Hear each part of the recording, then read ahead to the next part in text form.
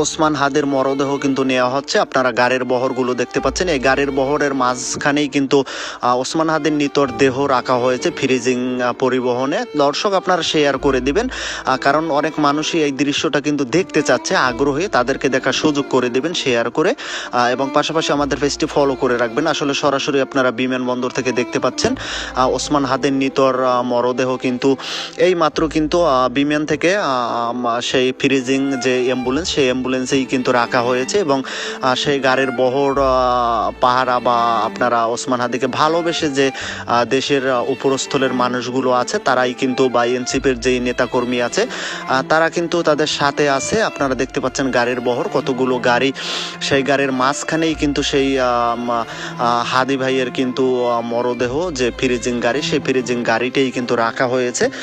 আপনারা দেখতে পাচ্ছেন দর্শক। আবারও বলতেছি ভিডিওটি শেয়ার করবেন সর্বোচ্চ, কারণ এই ভিডিওটা দেখার জন্যই কিন্তু অনেক মানুষ আগ্রহ নিয়ে বসে আছে। আপনার শেয়ারের কারণে তারাও দেখতে পারবে। দেখতে পাচ্ছেন দর্শক। তবে আমরা যতটুকু জানি যে হিমঘরে থাকবে হাদের মরদেহ, হিমঘরের উদ্দেশ্যেই কিন্তু নেওয়া হচ্ছে সেই মরদেহ।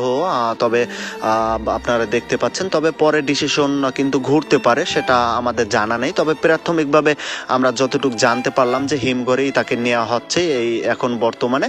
তো দর্শক আপনারা দেখতে থাকুন, আমাদের পেজটি ফলো করে রাখবেন নিউজগুলো পাওয়ার জন্য দর্শক।